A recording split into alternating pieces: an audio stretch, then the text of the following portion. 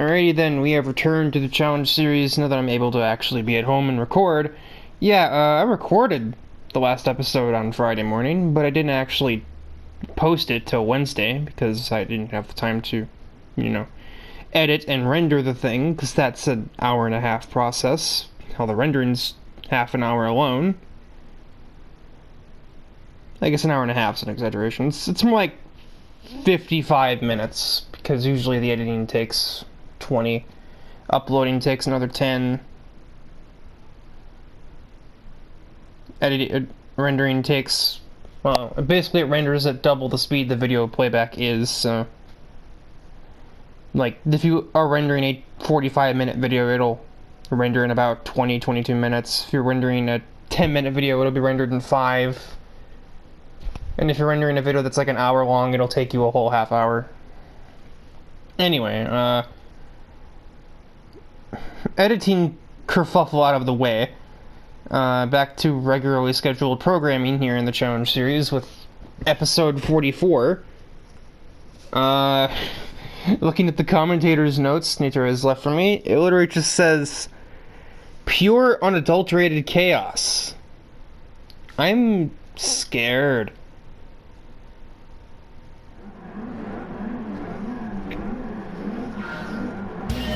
Nice lights. The first race of the episode is green. It's Laguna Seca with Group 4 cars. So in other words, basically just a touring car race. Call it like ATCC. Or, that's what it's called, right? American Touring Car Cup? Or no, it was NATC, or North American something or other. I don't know. It was before my time, to say the least. It also didn't have cars like this in it. On board with Trevor Graham in his amalgamation machine as he gives Honoka a bumper, and okay.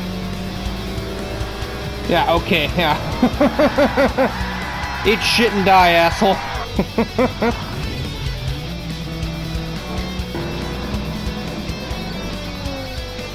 And we see him get into Honoka's rear tire, and Ellio's just like, yeah, no. Have fun in the sand, buddy.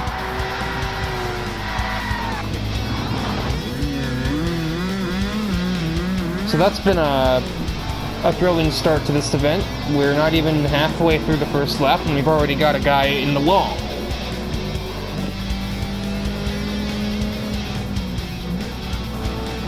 Alright, full send gang. A turbo whir, holy shit. Yeah, alright, guess we'll just make room as we go along. Alright, punt the Subaru. I get he got knocked out of the Group 4 championship, but what happened here? That's a curb.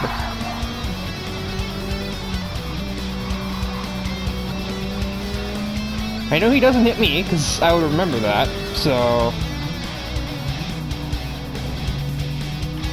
somebody was hit back there. I think Suwako misjudged ever so slightly and just smacked into Gemini's car.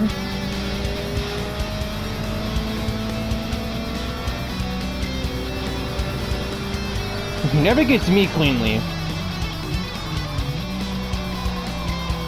Which kind of surprised me after I saw what just happened between him and my teammates.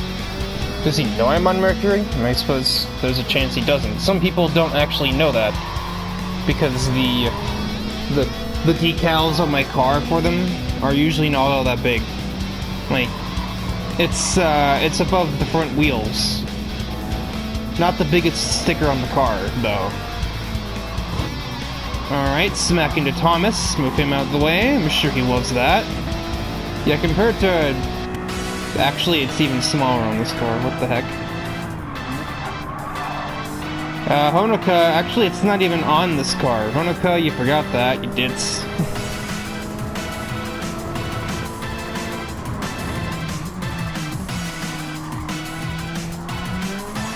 This time he passes Honoka, well, cleaner, he still got into her, but... you know, that's just a little bump. That's not send off track.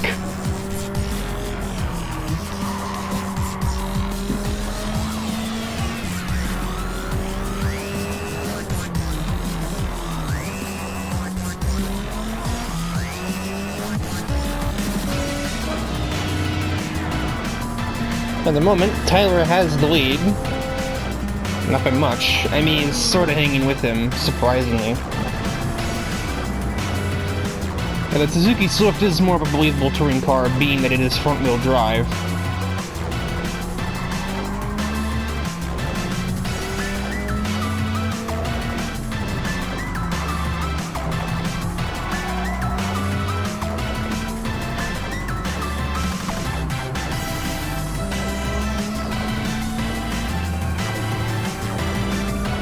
Just kind of back up to Ellie. How's this going to develop? I can only fathom.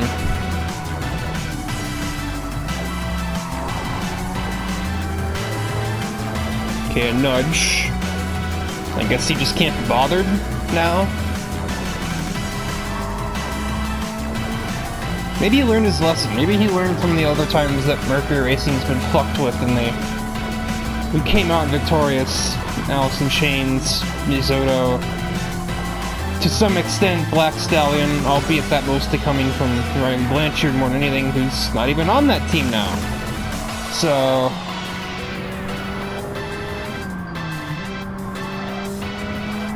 We're not the faction you want to be trifling with.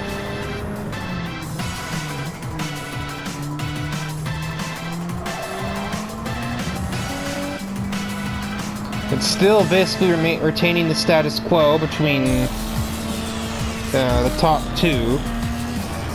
Akira's falling back from them and is being caught by Risei Kujikawa, and then Trevor Graham is catching the pair of them.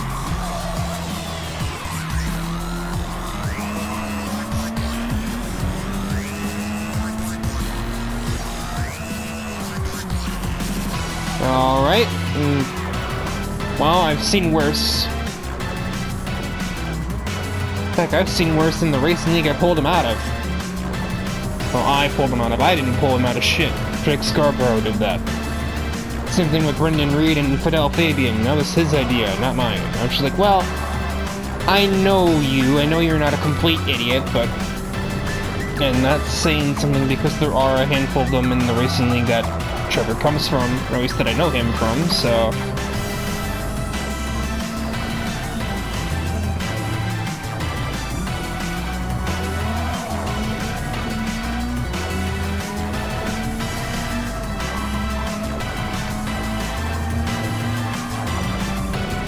How did to stay so close together for so long, and no moves are made at all? It's like Emmy's not even trying. She's just fine to sit here in P2 and just joyride with Tyler. Trevor, I don't think will say the same thing.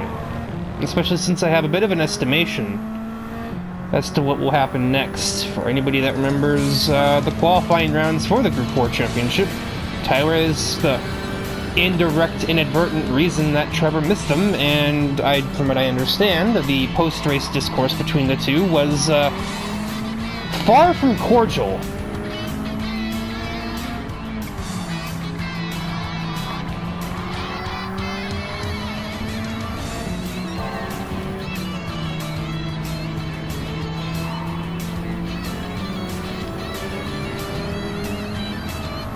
I mean, I can totally imagine these two not being super cordial. They come from an online racing league, and I mean... I got a similar treatment from Tyler not too long ago. He didn't know it was me he was giving it to, but... It proves that the only degree of separation between you're a dumbass and oh shit, sorry Riker, is the fact that I am Riker and not it's just somebody he doesn't know. So he kind of moves Emmy out of the way, but honestly, she was just kind of sat in the middle of the road.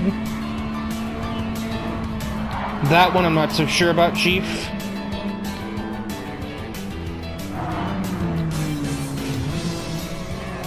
Yeah, shockingly, he doesn't just put things away in the corkscrew.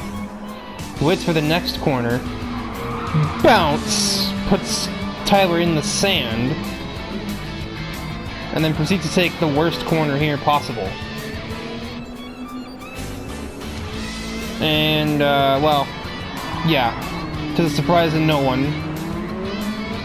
Oh, but he gets put in there himself.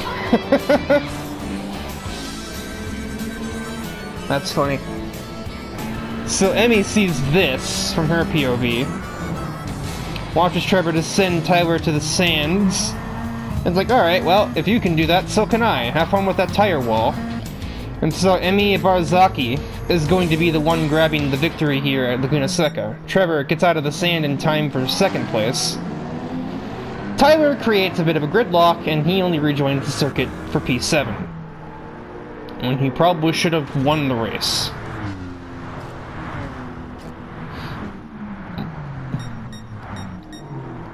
Yeah, I'm beginning to understand the pure, unadulterated chaos. I didn't know that happened. I thought Tyler just missed the corner. I didn't really know that there was, you know, an ulterior, or not an ulterior motive, but another reason why that happened. Because, you know, I was back in 10th. I was fighting with Thomas and, like, Gemini and Suwako for the most part. So, I didn't really see what was happening in an entire corner ahead. Until I just suddenly see Alexis attempting to get back onto the road and looking frankly disoriented. And probably a little red in the cheeks. Facial ones. Don't get your head out of the gutter, folks. But yeah, so that's Trevor Pepperidge Farm remembers, and so does Trevor Graham.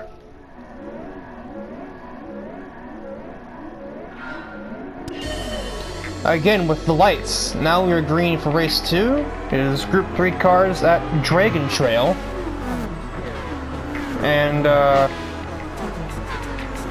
that audio was bizarre. There's one car that is way noisier than the others. I think it's Emi's Suzuki. Oh yeah. I mean, it makes sense. This thing is like 2/3 motorcycle.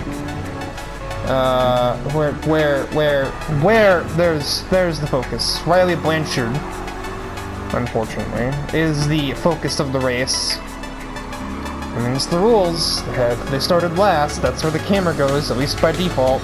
Unless they just straight up reject it, which hasn't happened at all, ever. That's the grass. Cars don't usually like the grass.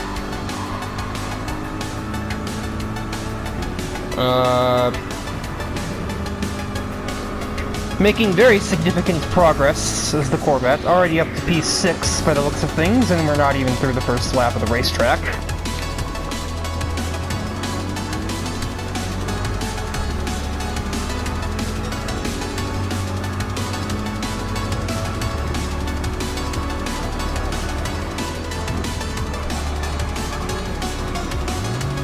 Looking at like probably 4th or 5th here by the end of the lap.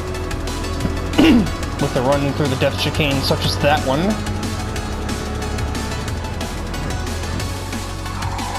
Nope. She didn't turn in time, and Kotori was preparing for her to do that. Already up into 4th. Probably will be 3rd going into T1.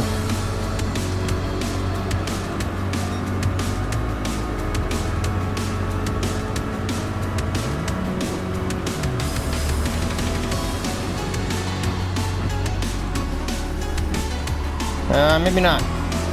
I guess a light car like that Emi can brake a bit later than everybody else, but also means there's no horsepower to speak of in the thing, so through goes the vet.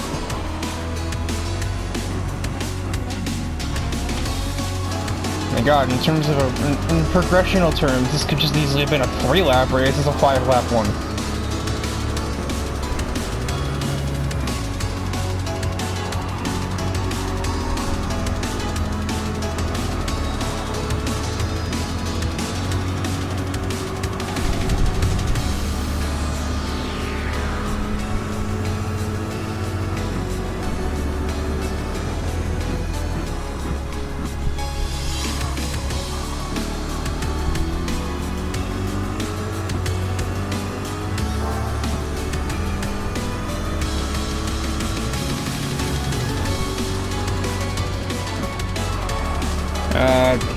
Currently messaging literally the driver that's in the lead right now on a completely unrelated discussion, and I should probably be like looking at the race, but ultimately I didn't miss a whole lot. Riley was just kind of going. I probably could have at least put it in cinematic camera and just had it dynamically go along with the music in the background. That is like half the reason the music is there, is to cover my ass for when I have a lapse in commentary.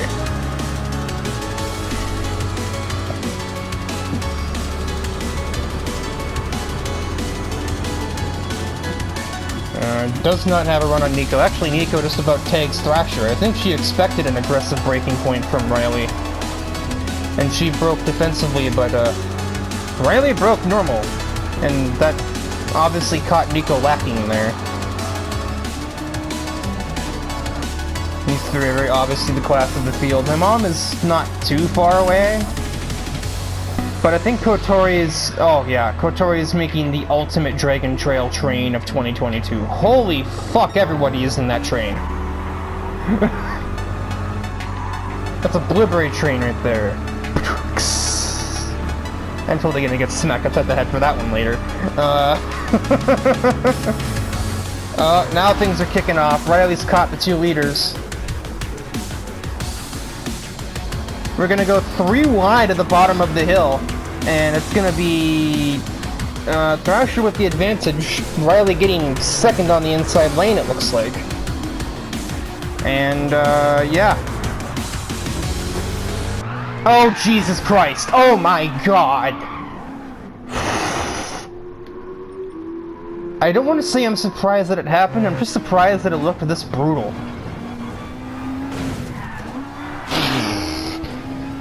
Nico tapping into her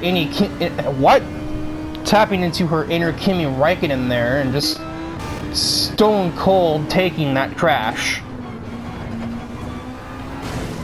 Oh my God. I'm shocked either of these cars are still running after that. I mean, the Group 3s and 4s are built pretty different. They got the roll cage. What the hell? They have the roll cage, they have the monocoque shell and all the carbon bits. But like, holy shit.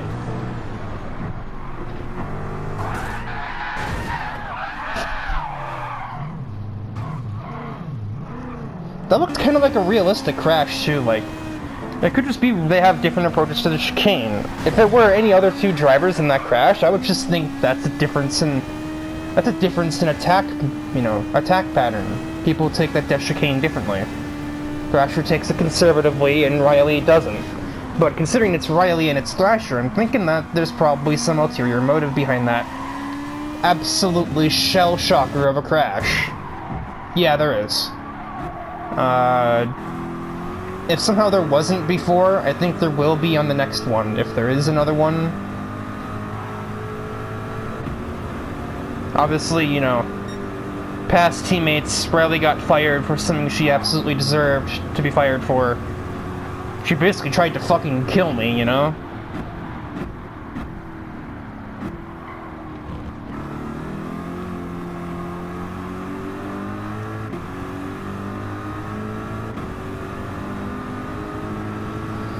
Alright, let the heart rate go back down. The sudden decline in... It was like, oh wow, we got 3 wide action going into the chicane, or hairpin at the bottom of the hill. This is gonna be a fight for the win, maybe. And then we just quickly advance from that to Revenge Takedown, Burnout 3 style. Thrasher's still running. I pressed the button. Thrasher's still running. He's actually relatively keeping pace, so I guess that shows just how tough these Group 3 cars are.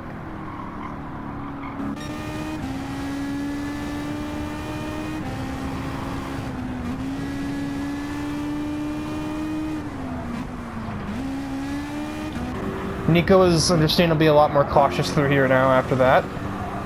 Riley is absolutely not.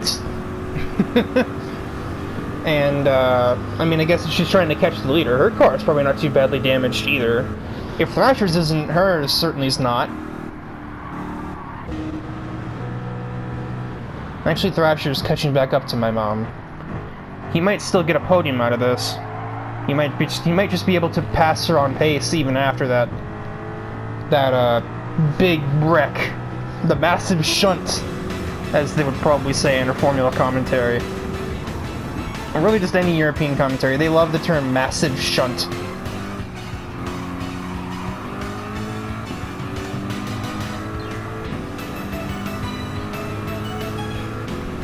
They also like tank slappers.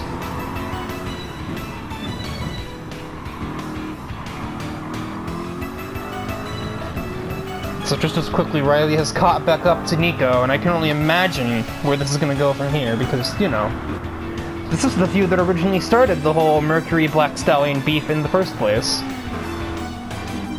And I think Nico's brake testing, so clearly Nico remembers. This is pretty much the definition moment here for Riley. Is she truly the villain of Gotham City, or does she just hate Thrasher now because he fired her?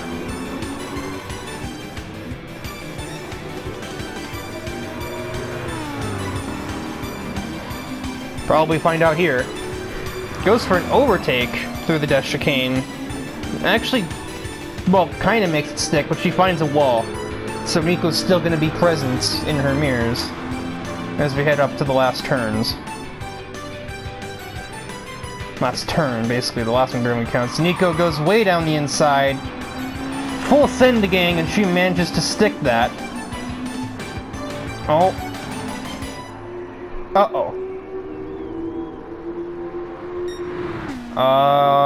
Did Riley just get pitted?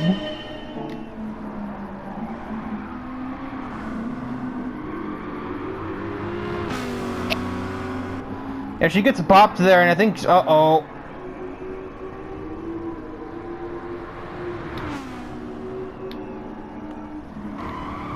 The UI would say pit lane, so she either stopped and spun out in the entryway.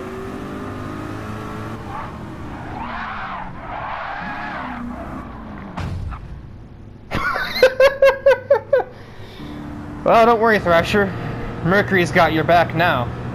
Now that we've figured out what the rotten fruit in the bunch was. Yeah. Nico's got your revenge covered. Ha ha. Even Kotori's gonna get her. So yeah, Thrasher definitely got a podium by that, because he also passed my mom. Riley gets sacked with 5th place. Could have easily been a DNF. Luckily, these cars are just as durable. This Corvette just took like 2 80-mile-an-hour collisions, and it managed to cross the line under its own power. And the durability of these fucking cars is just... a wipeout like that, and she hardly even got dinged. Man, these cars can really take punishment. What the hell is with these lights, dude? Anyway, race 3 of the episode is underway. We go from, at least over the course of 1 lap, the fastest cars in the category to now fastest cars in the series to now some of the slowest in the series. 640 class racing at Daytona Road Course. Due to the speed difference, this race is only 3 laps compared to 5 for the last 2. If these were Group 3s, this probably would also be a 5-lap race.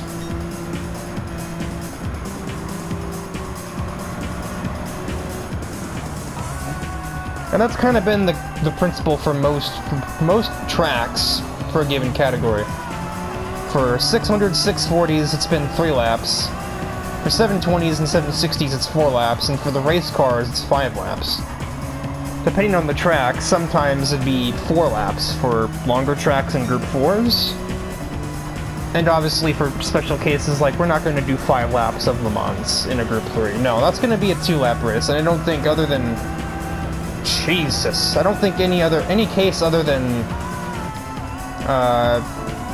Any case other than the roulette races will there ever be more than 3 laps of Le Mans, as the series stands now. So those would be like 12-minute races on a 3-lap event.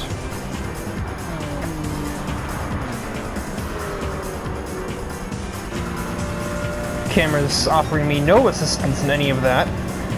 Oh, Jesus. The race has become so fast-paced I haven't even had time to introduce that there are a couple of changes in this one. Go to the very back and just work our way up. We have the first instance of Brendan Reed in a race where I'm not driving his vehicle.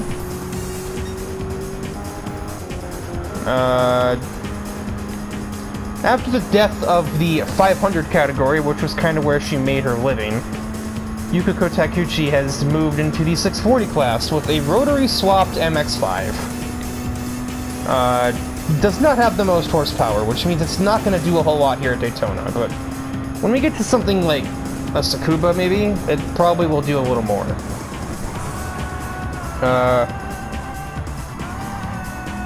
Actually, this needs context. Vincent Houston recently formed a new racing team, which is simply named Blue Strata. I think it's after his title sponsor, which is also his own company, so he's basically sponsoring himself, and now he's sponsoring his own team. So I guess, I guess there's that. And he's already added a new driver to the stable of that team. Also, Olivia Newstein, who is off track there, is already in the lead. We're only through one lap of the race. Oh, that's how she's off track. That's a lot of grass. She manages to keep it, well, mostly on the paved part of the racetrack. Vincent Houston's running P2 behind her. But as I was saying, Vincent Houston's already added another driver to his team's stable in the form of Rebecca Briggs, a debuting racer in this episode. Apparently they were former associates, from what I understand. Rebecca Briggs is kind of a known driver in Thrasher's crew as well. Also, man, this truck's pulling. Compared to what the other trucks do, this thing's kind of hauling ass. I'd say we're not free wide. We're not doing that. There's no way. As much as Kotexa might want to, that just isn't going to work.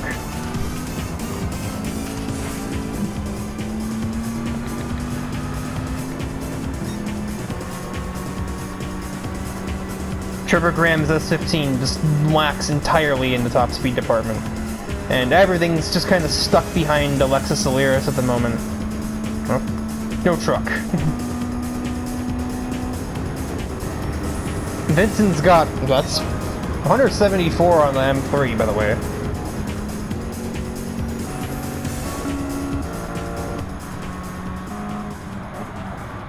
It seems most cars here are capable of 160, but not many are capable of higher.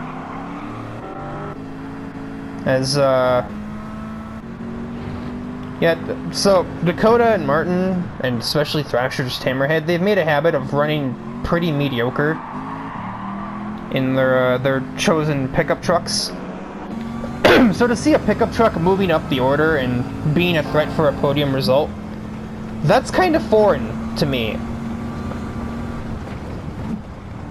And he's gonna go for the podium right here, Kotexa down the inside of Kazuma Hanamura. And he's just gonna make that stick. That's he's hauling ass in this truck, dude. that's kind of scary, I'm not gonna lie. I mean, obviously he pretty much lives and dies by Ford F-150 models. I've known him for a few years now, and he refuses to drive anything that's not a pickup. That's not really any different from Kingsley or Simpson, and they just kind of meander around 15th, 16th place.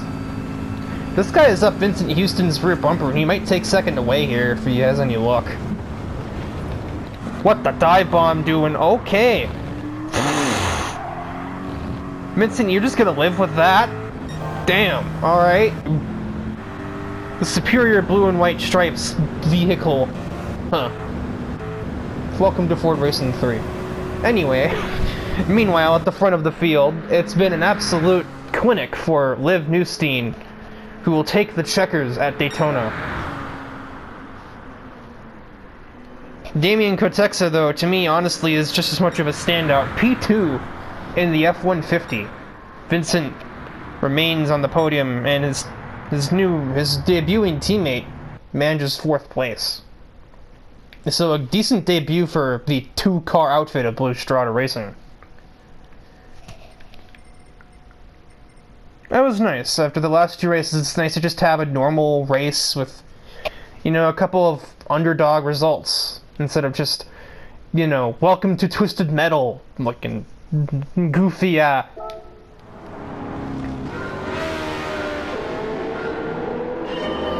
Oh well, we got all 3 lights this time. We have arrived at the Le Mans 24-hour circuit for the 4th race of the episode. 2 laps only in the 720 class. And the track is wet. A rain just passed through here. We're actually still getting the last traces of said rain as the race gets underway here. It's obviously not going to dry out too much either, seeing as it's nighttime. There's no sun to evaporate the water. On board with Maki, as she's slowly picking her way through the grid. It's ahead of Mulsanne at her home circuit. But given the specifications of her vehicle, I don't think she's going to be doing much to please the home crowd here. This thing's going to struggle to reach top speed, whereas, I mean, there's a fire-breathing... There's a fire-breathing Corvette Firebird hybrid behind her, and pretty much everybody on this track is going to be hitting 200 with not too many difficulties. This Maki is getting bopped around up there by, I think Cam got into her.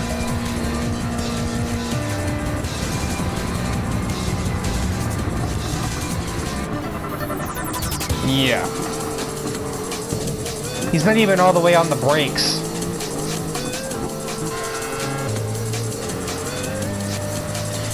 So, an update to the restrictions of the challenge series went through relatively recently.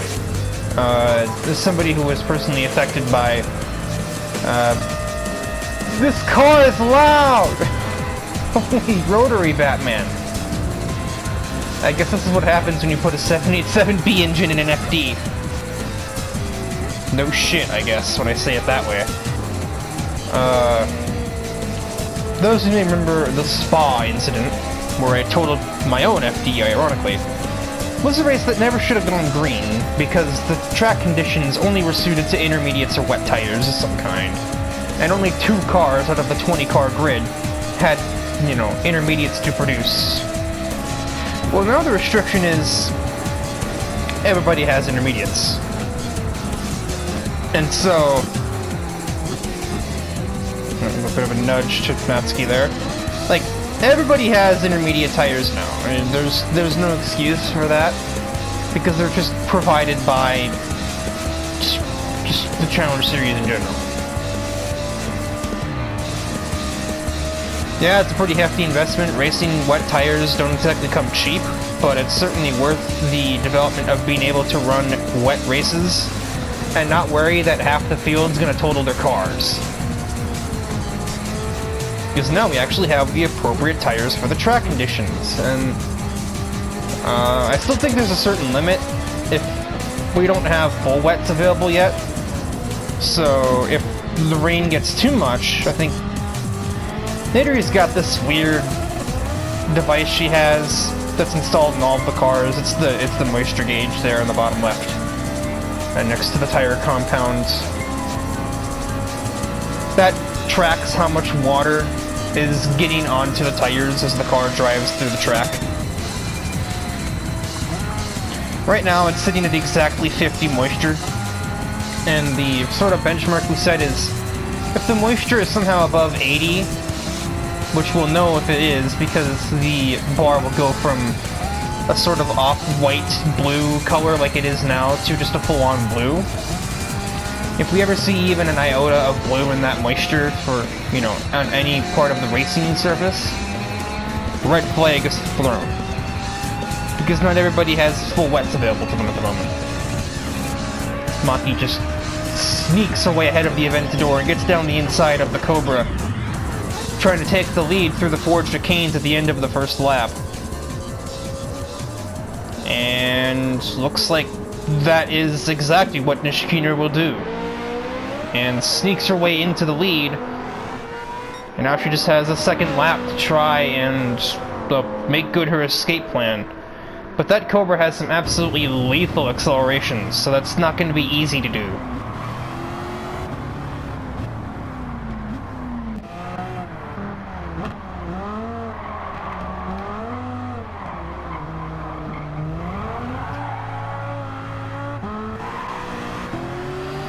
The track is actually drying up quite a bit. It's not quite so dark anymore. I thought it was the middle of the night. It's actually like 5 a.m. when we started, I think. And so the track is now beginning to dry up. Obviously, being on the final lap, there's no cause to pit in for racing slicks.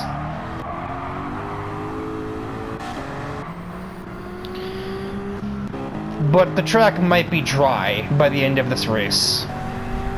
Also, I totally forgot this. Rebecca Briggs has brought a second car to the fold. 2016 Camaro to complement her 1969 Camaro, as there's a lot of lane changing going on up here. What is this madness? Oh, this madness is Thrasher and Cam's cars have more top speed than the R32 does.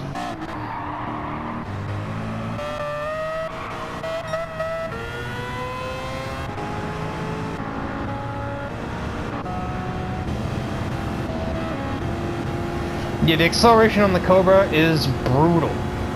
200 miles an hour in this thing. I can only imagine.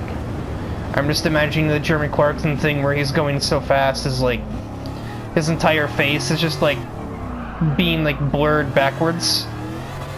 That's probably what's gonna happen to Thomas about 7 seconds after he applies the throttle. Speed! Power!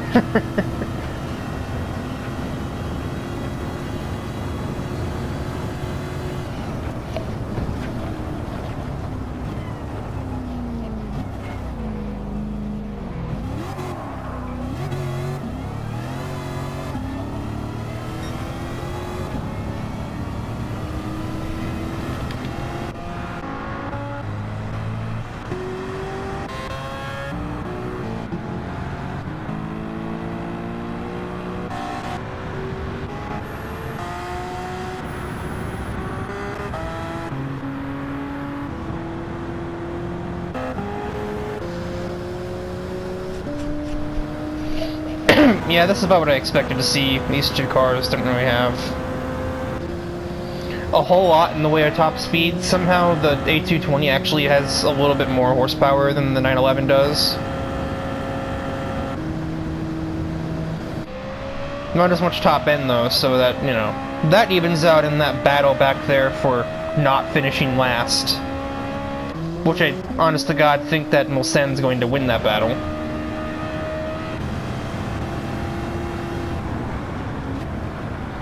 So we head through the Porsche curves.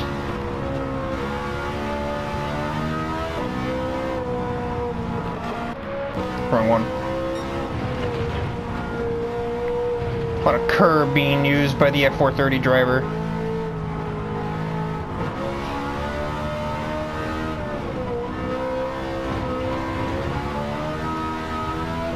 Porsche curves taken pretty much textbook. Kind of left Thomas in the dust with him, actually.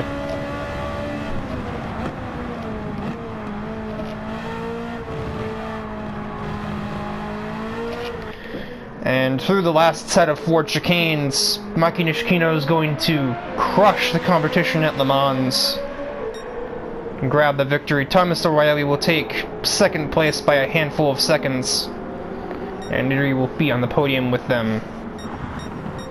Pretty much a procession down the order.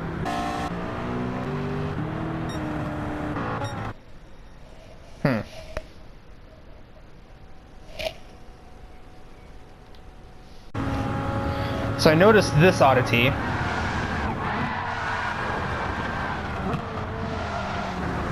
I just kind of lost my shit.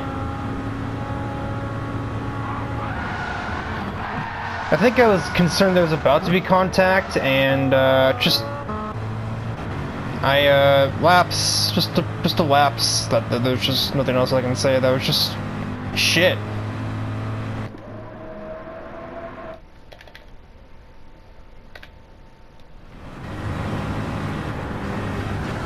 Like, that almost looks like it's lag, but it's two AI cars. I think I panic because I think Kogas is about to bump into me, and I try to give her more space, and I just over crank the wheel. And I venture off into the sand as a result of my oversensitive steering ratio.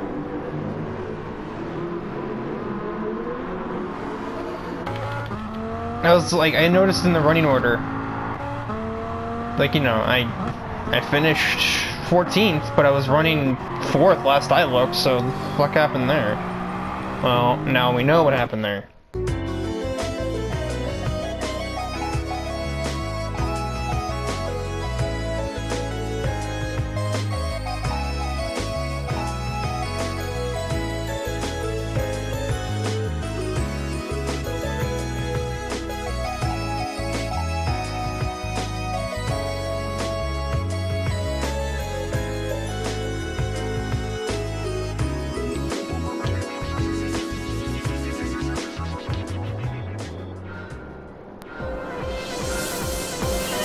Alright, and we are green from the roulette race here in episode 44. Interlagos is the venue, a track that some other drivers, some of the more disillusioned ones, think we use a little too often. I say they're full of it, because Interlagos is one of not too many tracks on the Challenge Series calendar, like that's like, you know, available to use, that is like a good length for all 5 categories, and actually a good length for even the GT4s and GT3 cars too. 2.7 miles is like the perfect length to where it's not too long that a 600 class car is going to take like a year and a half to like make a round trip, but also not so short that the very fastest cars in the series will lap it in a minute flat. Red Bull Ring is kind of in the same vein, as is what else is there that's in like that 2.5 to 3 mile range, like Barcelona is. But even that's a bit long for the 600s. Laguna Seca is like just barely in that range. It's still a little short for 760s though.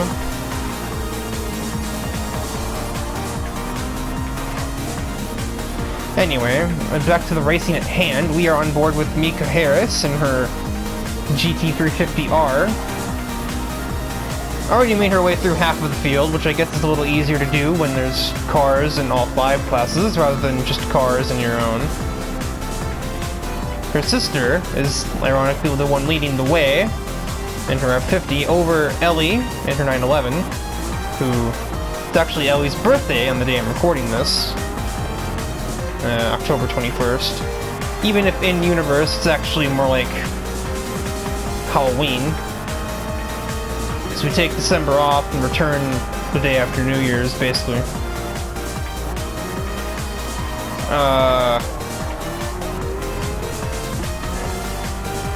And for anybody questioning how we would race in, like, say, Watkins Glen in January, just don't fucking worry about it. This is a Gran Turismo. The real-world implications of the time and day, or time and dates, do not apply to us. Yeah, in real life, if you tried to race at Watkins Glen in early January, in the middle of the night, you'd be racing in below freezing temperatures, probably, but that's not our problem. Just suspend your disbelief. Do it enough as is, so...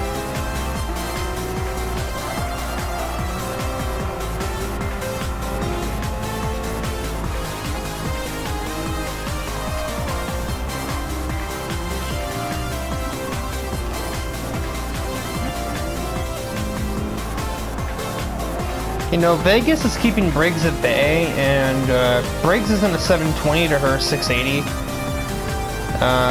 Mika's not having that. She's in a 720 herself, and she's gonna get ahead of the pair of them.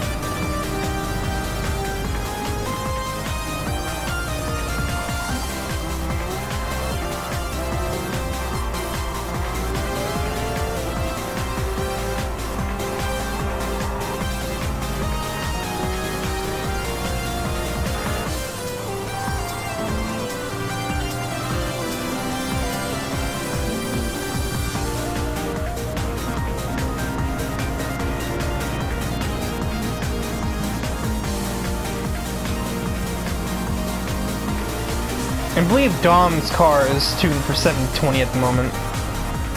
So he is leading that category unless Mika passes him. Brake still can't find a way to navigate the Maserati driver.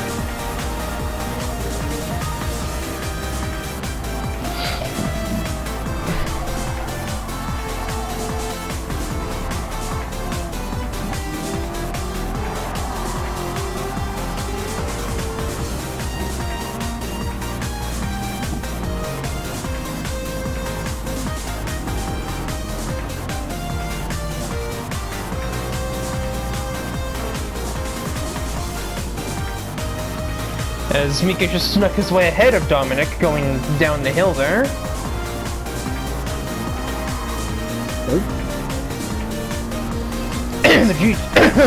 The GT350R is obviously packing a lot of horsepower, but it's not packing the most mechanical grip.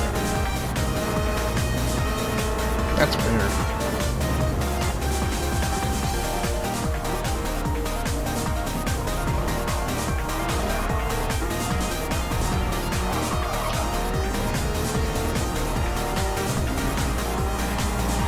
You notice when I flip between the two, Ellie's taillights have to like go dim almost? That's bizarre. Samika has caught the lead too, despite being a category lower than them. Two Russian drivers versus a driver with Russian heritage.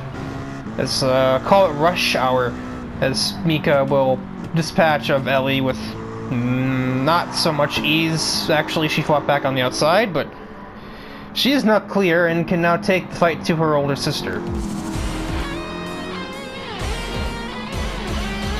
Basically, the challenge here is the equivalent of built versus bought between these two.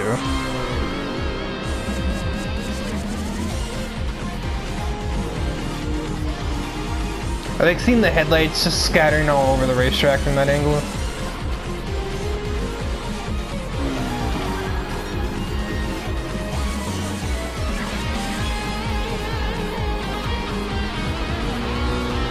Natasha botched the exit there. It's cost her some time. Mika's now filling her mirrors as we head down the front stretch. More than that, actually, she's on her outside lane. And they are too wide heading up to the start-finish line. Natasha's gonna lead that lap, though.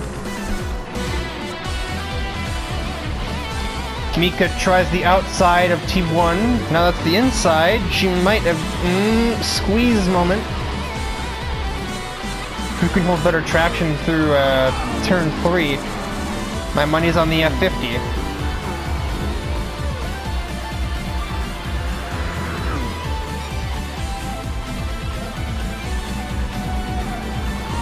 No attempts through 4. Mika gets a way better exit than Natasha through 4. Now they're too wide heading up the hill to 6.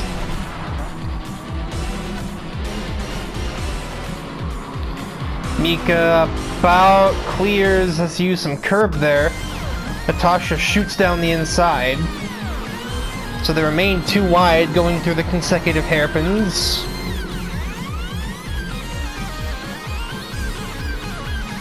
There's still 2. Ellie's getting into the mix now following their consistent battle. And I think Natasha got a better exit from there and finally clears her sister to remain in the lead. But they were basically just too wide from turn 5 all the way up to the last turn.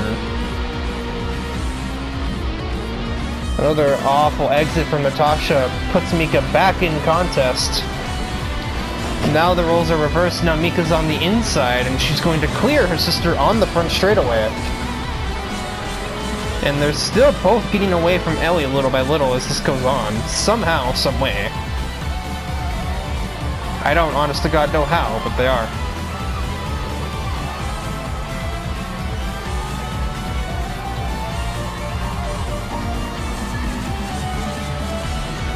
Natasha's got better mechanical grip heading through turn 3, but it will not help her.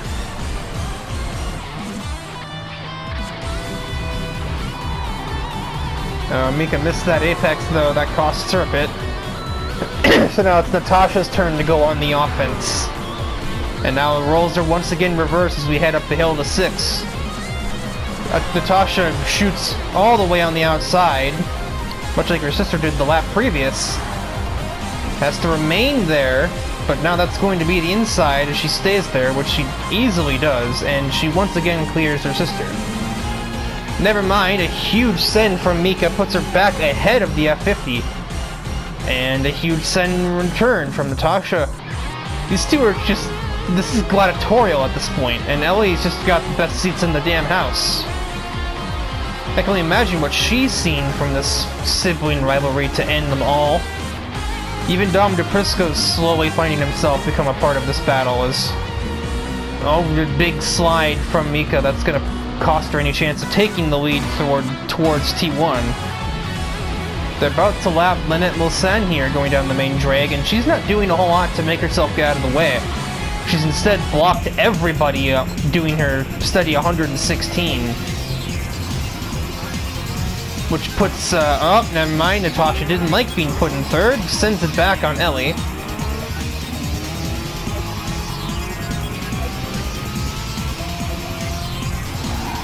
Mika's wildly out of control through the third corner. Does Natasha smell the blood in the water there as only 4 cars managed to cross the line in time. Ellie sends it on both Harris sisters, and then Natasha returns the favor on her. What is going on? I was in the wrong camera for that. Yeah, Dom DePrisco got the run of a lifetime through turn 4. Or, yeah, that's 4. No, it's 3. Ellie sends it down the inside of Natasha and gets Mika for her troubles. That camera doesn't help. They're 3 wide on the exit, and Natasha's the one that forces her to the left of Ellie. So now Natasha's the leader. Mika is now going to send on the outside of Ellie. Ellie just about runs her out of space on the in the middle of the corner. And Mika makes some creative track limits. But still remains at the doorstep of Natasha as we head through the hairpins for what will be the last time here in the roulette race. It's gonna have to be a big send, and she tries it, but Natasha covers the inside curve, basically. Dom is now a part of the picture, too. This is just chaos. Mika's got a run heading up to the last turn, but Natasha puts herself in the middle. Uh-oh, washes up, though, on exit. If Mika can maintain traction, this is the opening the Mustang needs. The 2 abreast heading out of the last kink on the racetrack. But Mika pulls ahead and wins the roulette race at Interlagos. The top 4 under a literal blanket. And, oh my word. That'll be something to talk about at dinner. I think these 2 even have dinner together still.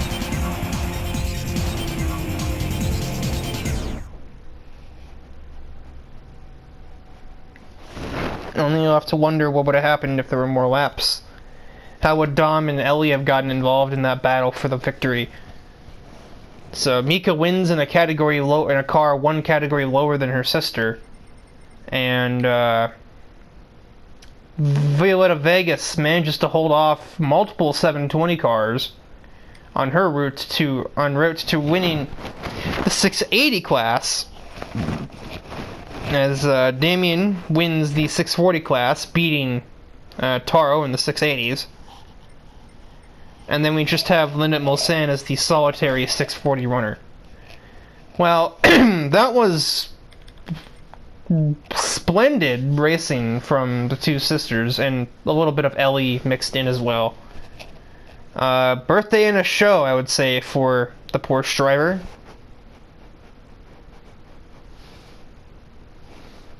And that'll do it for episode 44. Oh my word.